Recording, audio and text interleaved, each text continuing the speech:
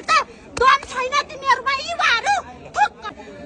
हातको माटेर तिमीलाई फाटेर हिँड्नु पर्छ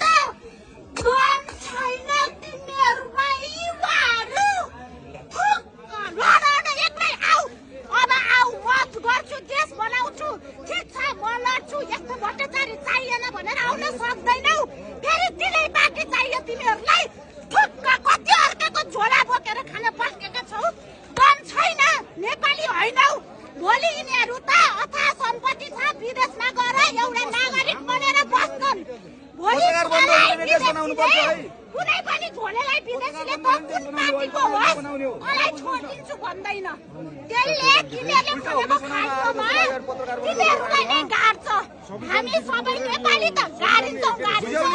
तिमीहरु पनि गाडिन्छौ याद राख त्यही भएर पहिला देश बचाउने देशलाई माया गर्ने मान्छे खोज उनीहरु